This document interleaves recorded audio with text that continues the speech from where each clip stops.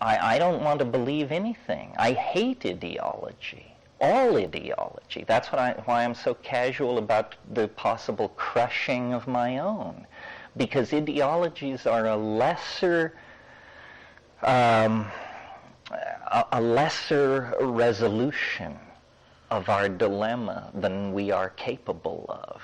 The higher resolution lies in real feeling and real community and affection. Ideology has poisoned the last 1,000 years. All of these ideologies have ultimately done more good and done more bad than good. Marxism, Christianity, even, at the risk of setting off a riot, Freudianism, on and on and on.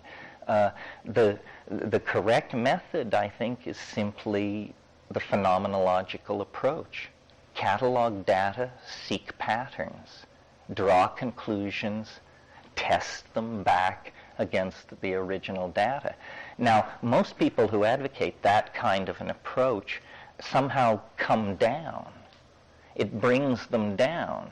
They say, well, this method then shows you that being is only this, and thought is only that, and love is merely this, and so forth. In other words, it reduces everything. It insults everything.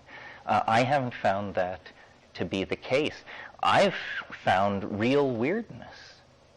The world is strange. Very, very, very strange. Not only, far stranger than I suppose, and orders of magnitude more strange than these cheerful workbench scientists and keepers of the faith of our culture suppose. There are doorways, there are edges, there are passageways. But for every real one, there are 10,000 dead ends, cul-de-sacs, and cheap scams of one sort.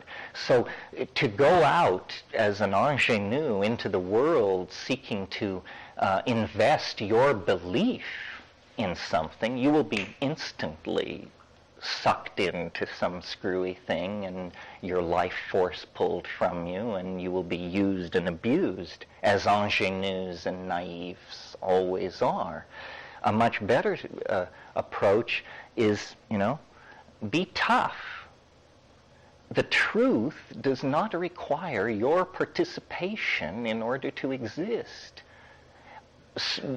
Bullshit does. But the truth is fine, thank you, whether you believe in it or not.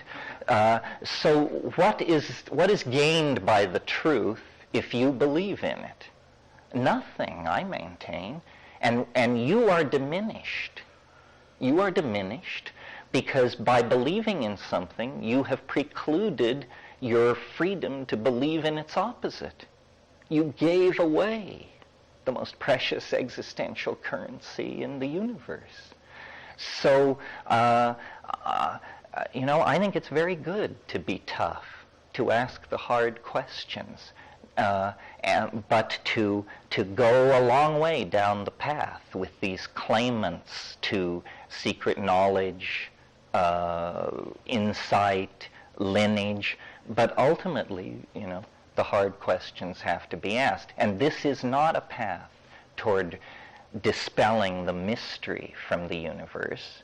This is the way to get to the real gold in a hurry, not become glamorized or subverted by the dross of the world.